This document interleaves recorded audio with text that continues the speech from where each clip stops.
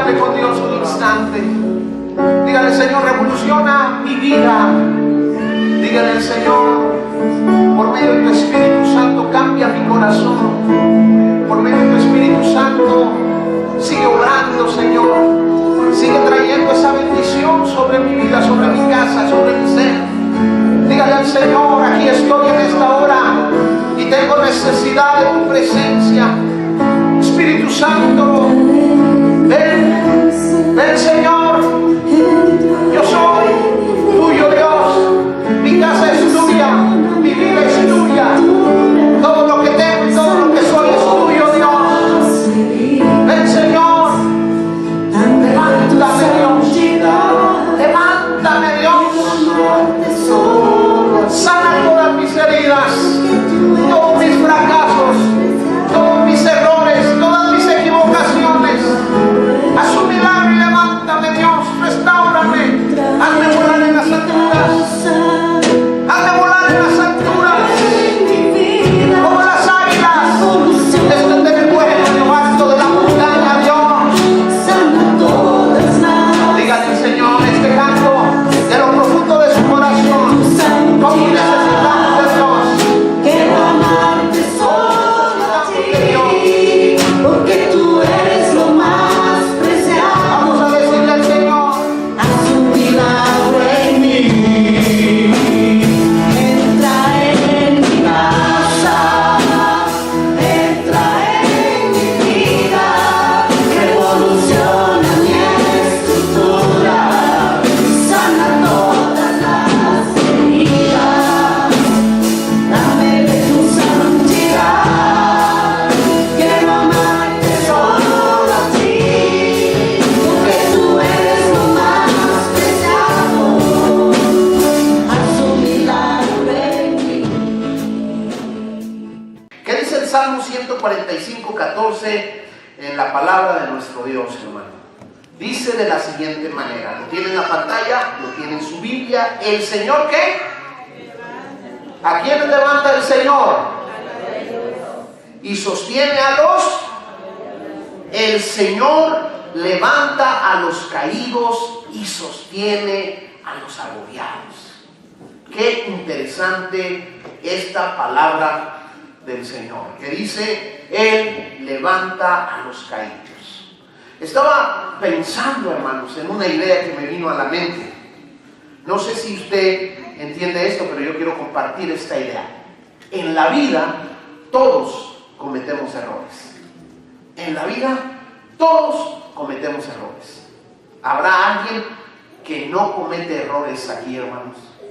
Que nunca se ha equivocado, que nunca ha tenido un fracaso, que nunca ha cometido un error. No la van a levantar. Dice la Biblia, hermanos, que no hay justo ni aun uno. Y la Biblia dice que si hay uno justo y uno perfecto, ese es nuestro Dios. Pero la gran verdad es que en la vida todos cometemos errores. Y fíjense cómo son los errores. Yo no me levanto, ni usted se levanta en las mañanas con la mentalidad de a ver qué error cometo el día de hoy. ¿Usted se levanta así? Yo creo que todos nos levantamos en la mañana pensando en dar lo mejor de nosotros, en entregar lo mejor de nosotros como padres. O usted se levanta, hermano, diciendo a ver en qué hago enojar a mi esposa el día de hoy. ¿Sí se levanta así, hermano? ¿O la esposa? Claro que no. Queremos hacer las mejores cosas. Que nuestra esposa, que nuestro esposo, que nuestros hijos, en el trabajo, donde quiera que estamos, queremos que todo nos vaya bien. Pero el problema es que aunque no los presupuestamos, los errores, los fracasos, las equivocaciones, todos los días vienen. Las fallas vienen, son parte de nosotros, son parte del ser humano. Ayer estaba viendo el béisbol y me gusta el béisbol y estaba viendo jugar a los Rockies. Entonces estaban 1-0, favor los Rockies, séptima entrada. Y usted sabe que los Rockies están jugando por la calificación prácticamente. Entonces cuando estaban 1-0, en la entrada siguiente vino el equipo de San Luis a batear y entonces puso casa llena. Trajeron un pitcher los Rockies y sacó 2 outs. Y como dicen mundo beisbolero, estaba saliendo del hoyo, o sea, ya tenía 2 outs, le faltaba uno y no le habían anotado carrera. Y entonces viene un lanzamiento de parte del pitcher y estaba el catcher ahí. Fíjense, hermanos, cómo es la vida. Estaba el catcher ahí, le vino a la pelota, se le cayó y como pensó que se le había ido para atrás, se levanta y él mismo con el pie, ¡pum!, la aventó lejos. Y el de tercera vino y anotó la carrera. Estaba tan enojado yo, diciendo tanto que había costado, córranlo y todo el asunto. Pero pensé en esto: se levantaría esa mañana este hombre diciendo, voy a jugar béisbol, voy a cachar y voy a cometer un error. Claro que no. La verdad es que nadie en la vida piensa en que los errores van a venir. Pero lo cierto es que los errores vienen. Y hay errores de distinto nivel. Hay errores que solamente sus consecuencias son mínimas. Un enojo se puede resolver, pero hay otros errores más graves, como ir al trabajo, tener una gran discusión con el jefe, con grandes consecuencias, te corren del trabajo. Hay errores más profundos, pero sean grandes o sean pequeños, la vida está llena de ellos. La vida nos trae constantemente con los errores, y esos errores graves a veces traen consecuencias y empiezan a afectar nuestra vida. Yo me estaba preguntando, hermanos, ¿por qué razón? ¿Por qué será tan difícil levantarse de un fracaso, de un error, de una equivocación? ¿Por qué razón un joven que se equivoca en una decisión se sigue equivocando una y otra y se sigue hundiendo? ¿Por qué razón un padre de familia se equivoca una y otra vez y en lugar de salir, a veces sigue? Y como decimos en esta frase, muchos de nosotros ya no hayamos que hacer cuando sentimos el agua hasta el cuello, porque nos hemos ido cayendo. ¿Por qué será tan difícil levantarse de un error, de una caída, de una equivocación? ¿Por qué a veces la llevamos en la mente tanto tiempo? Yo creo que hay varias cosas que quiero hablar, y es todavía en el preámbulo. Yo creo que nosotros batallamos para levantarnos de los errores porque a veces sentimos mucho el dedo acusador de las demás personas. No hay nada más difícil que las personas cuando nos equivocamos siempre nos señalan y siempre están diciendo, mira qué es lo que hizo, mira esta persona. Y importa, a veces hay quienes nos importa mucho lo que los otros digan y lamentablemente afecta nuestra vida y empiezan a señalarnos. Empiezan a vernos y aquel se equivocó, aquel fracasó, aquel... Es tan complicado salir del juicio de la gente. Pero también es difícil salir adelante por nosotros mismos. ¿Sabe usted que lo más difícil es perdonarse a sí mismo? Nos cuesta mucho perdonarnos a nosotros mismos. No podemos perdonarnos. Batallamos para perdonarnos a nosotros mismos. Muchas veces el Señor nos perdona por un error, por una equivocación, pero nosotros seguimos acusándonos y dándole lugar al diablo para que venga a nuestra mente y constantemente nos esté acusando por lo que hemos hecho. Y por eso que difícil es levantarse. Muchos se deprimen, se enferman, se frustran porque no pueden salir adelante. No podemos salir adelante de los fracasos tan fácil porque para salir de ellos requiere humildad, requiere sacrificio, requiere reconocimiento, requiere tomar pasos hacia adelante. Por esa razón no salimos adelante. Pero yo quiero decirle algo que a mí me interesa dejar en su corazón. En la palabra de Dios tenemos un Dios que levanta al caído. En la palabra de Dios el salmista David habla de un Dios que es poderoso para levantar al caído. Y no quiero dejar solamente el mensaje en que levanta al caído, porque eso no tendría mucho de bueno. Lo más maravilloso de nuestro Dios es que restaura las vidas. Lo más hermoso de Dios es que Dios restaura los corazones, es que Dios provoca un cambio en nuestras vidas, es que cuando el Señor entra en nuestras vidas, cuando le dejamos operar en nuestros corazones, nos levantamos en victoria, empezamos a caminar hacia adelante, porque en el Señor hay restauración para nuestras vidas, porque Él levanta al caído, así dice la palabra del Señor. Así que, hermanos, el fracaso y el perdón es parte de la Biblia. ¿Cuántas veces se utiliza la palabra perdón en las Sagradas Escrituras? Desde los inicios hasta el final, usted encuentra perdón. ¿Y sabe por qué es necesario que el perdón llene las páginas de la Biblia? Porque detrás del perdón hay un fracaso, hay un error, hay una equivocación. Y Dios es experto en hablar del perdón, porque el perdón restaura, porque el perdón levanta al caído. Y quiero señalar lo siguiente. Número 1, el primer error es tan antiguo como la humanidad. El que diga que no se equivoca, a veces está errando, porque los errores son tan antiguos como la creación del mismo hombre. Y la Biblia nos habla del primer gran fracaso de la humanidad. El primer gran fracaso se relata en el libro de Génesis, en el capítulo 2 y en el capítulo 3, descrito de diferente manera. En estos dos capítulos se habla de la caída del hombre. Y en ellos encontramos el primer error de la humanidad, el primer error de aquellos primeros padres, Adán y Eva, aquellos hombres que vivían en un estado de inocencia, que estaban bajo el amparo y la cobertura de Dios, que estaban plantados en el huerto del Edén y que gozaban de todo aquel paraíso y tenían la autoridad para soyuzgar y trabajar la tierra. Y Dios les dijo: fructificaos y multiplicaos.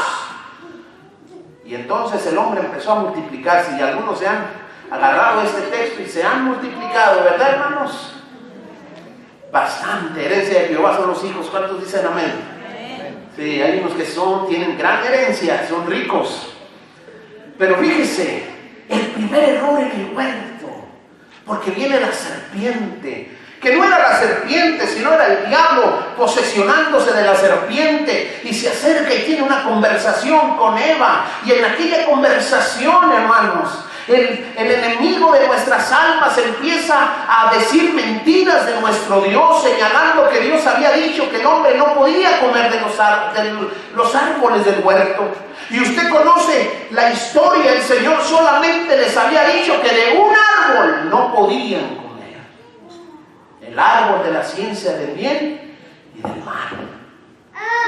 ¿Saben que el primer error es tan antiguo como la misma humanidad? Porque el hombre es un ser con errores, con fracasos, con limitaciones. Cuando encuentro gente muy exigente con ellos mismos y que juzga a los demás porque espera perfección y porque anda juzgando los errores de otro, yo creo que debe de haber un cambio en su vida y debe de analizar que los errores son parte de la vida. No podemos ser padres tan exigentes con nuestros hijos y cuando ellos cometen un error, tratarlos duramente. Creo que equivocadamente lo hacemos muchos de nosotros cuando tenemos una alta expectativa de nuestros hijos. Y cuando esas expectativas no se cumplen, ¿cómo somos duros? ¿Cómo los castigamos? ¿Cómo les señalamos? ¿Cómo les recordamos lo que hicieron? Y a veces somos como el cuchillito de palo, ¿verdad? Que ahí está, mayugando y mayugando. Porque a veces no entendemos que la vida está llena de errores. Hay aciertos, pero también hay errores. Cuando ellos pecaron, vieron su desnudez y se avergonzaron, porque entonces entendieron, sus ojos fueron abiertos. Y dice la palabra que entonces ahí estaban ocultándose, y la voz de Dios pasó por el huerto y ellos se ocultaban. Y dice la palabra: oí tu voz y tuve miedo. Y en ese momento Dios Todopoderoso sabía que algo había pasado, porque ¿cómo es posible que ahora el hombre tenía miedo? ¿Qué fue lo que hiciste? Dios ya sabía lo que había pasado, pero quería escucharlo. Y usted sabe que Dios dijo: ustedes no pueden estar aquí, tienen que ser expulsados del huerto. Pero me llama la atención el primer acto de redención, el primer acto de perdón de Dios, el primer acto de misericordia. Porque dice la palabra que entonces aquellos hombres fueron cubiertos ¿con qué, hermano? ¿Con qué los cubrió el Señor su desnudez? ¿Pieles de qué? De animales. Pieles de animales. Tuvo que haber muerte. Alguien tuvo que morir para cubrir la desnudez de aquel hombre, de aquella mujer. Y desde ahí se ve algo.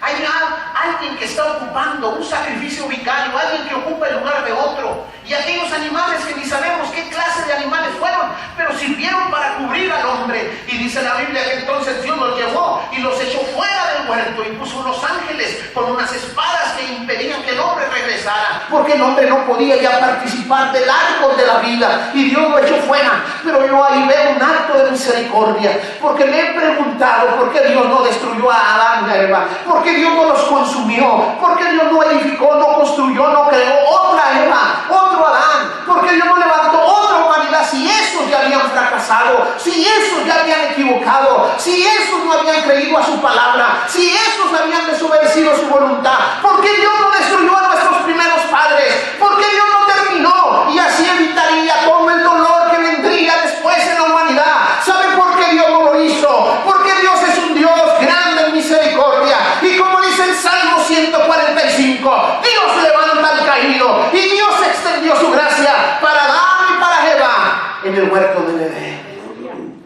Ese es el Dios que miramos en la palabra. El fracaso del hombre es tan antiguo como la humanidad misma. Para remontarnos al primer fracaso tendremos que irnos, como les digo, a este momento donde el hombre fracasa porque le hace caso a la serpiente. Pero Dios es tan grande en misericordia. Dice la palabra: por cuanto todos pecaron, están destituidos de la gloria de Dios. Pero en el versículo 8 de Romanos dice: mas Dios muestra su amor para con nosotros, en que siendo pecadores, Cristo murió por nosotros. ¿Por qué a él? Él nunca iba al camerino cuando su equipo ganaba. Cuando su equipo hacía una gran jugada, un jugador, cuando el equipo hacía una gran victoria, él nunca iba. Él solamente agarraba sus notas y se iba, y hasta el día siguiente los veía en el entrenamiento. Le preguntaron que por qué no lo hacía, y él dijo lo siguiente: yo no lo hago porque cuando haces algo bueno, sobra la gente que esté a tu alrededor para aplaudirte, para decirte qué bien lo que hiciste. Prefiero ir cuando cometen un error, cuando hacen una mala jugada, una mala decisión, porque yo sé que nadie va a estar al lado de ellos, y es cuando más me necesitan. Yo creo que Dios es así. Dios no viene cuando las cosas que hacemos son buenas. Muchas veces veo a un Dios que en la soledad de nuestra casa, por nuestro error, por nuestra equivocación, nuestra tristeza, nuestro desánimo, nuestro desaliento, veo un Espíritu Santo que se acerca a nosotros, y aunque a veces no hay fuerza para seguir adelante, hay un Dios que siempre está ahí y nos vuelve a dar ánimo, nos vuelve a dar aliento, nos vuelve a dar fuerza, porque es el que llega cuando todos se han ido, porque es el que llega cuando la gente solamente nos señala. Por eso creo que Dios entiende que el fracaso y el error del ser humano es parte de la historia. Y yo quisiera hablar de otro tema y decirles: somos una iglesia perfecta. ¿Cómo quisiera compartir eso? ¿Cómo quisiera hablar de soy un hombre perfecto? Pero eso no existe. La gran verdad es que somos imperfectos y necesitamos de la gracia de Dios.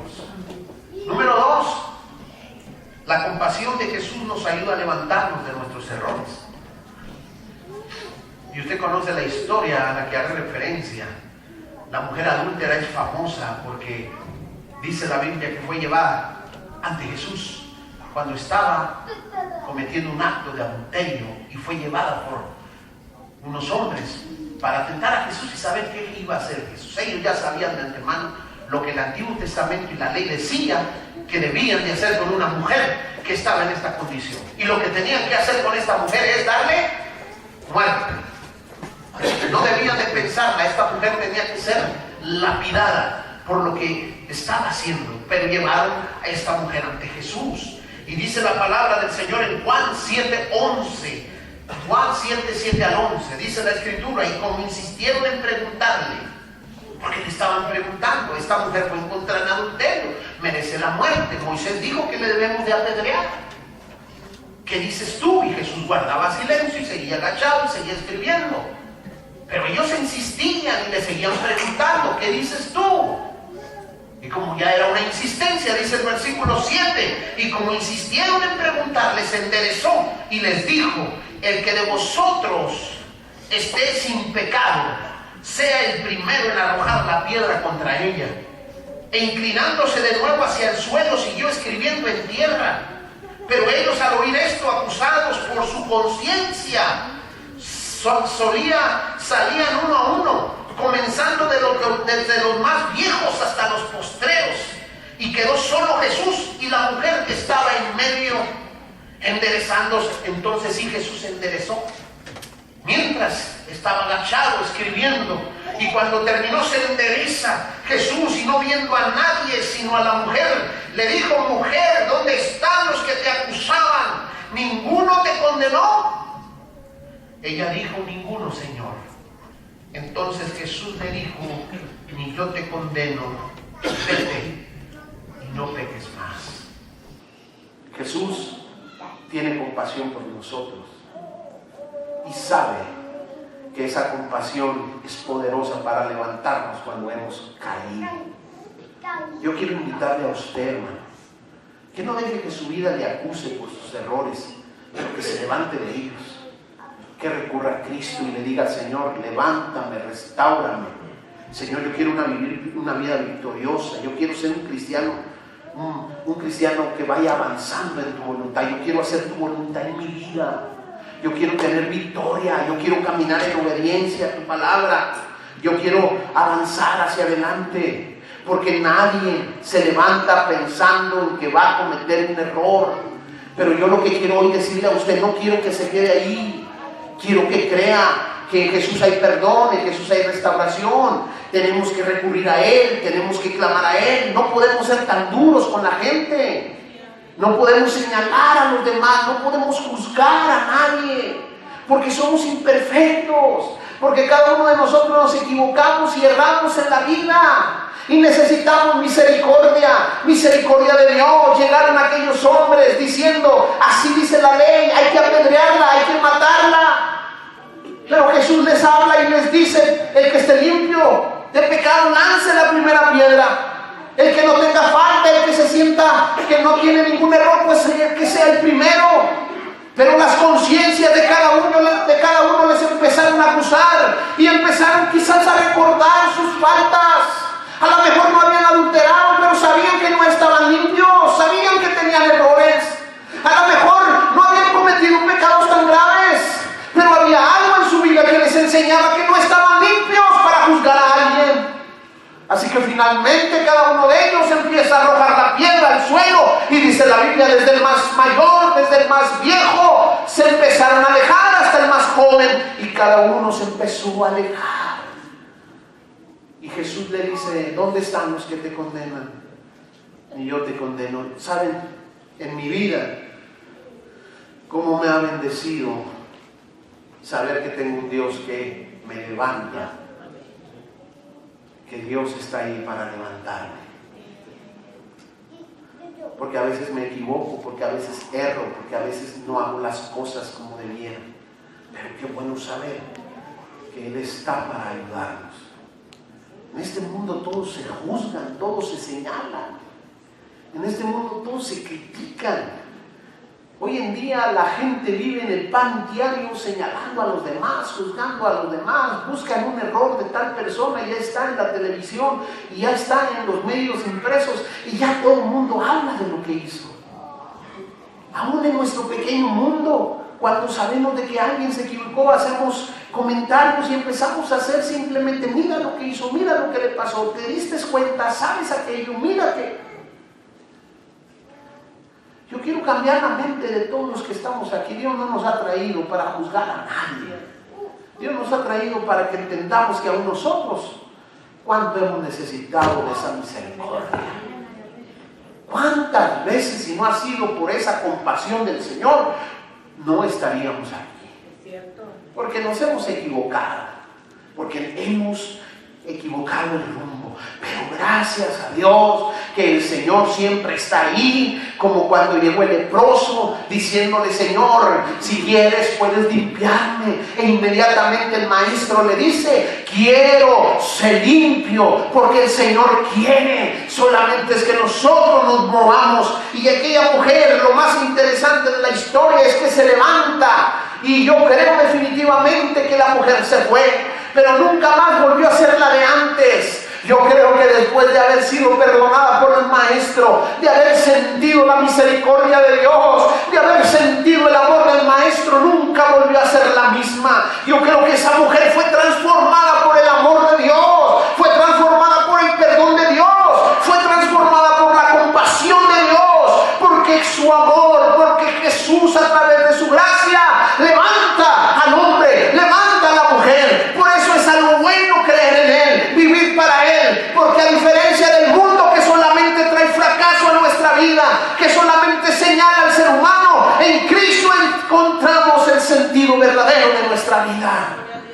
Así que, hermanos, es interesante saber que la compasión de Jesús nos ayuda a levantarnos de nuestros errores.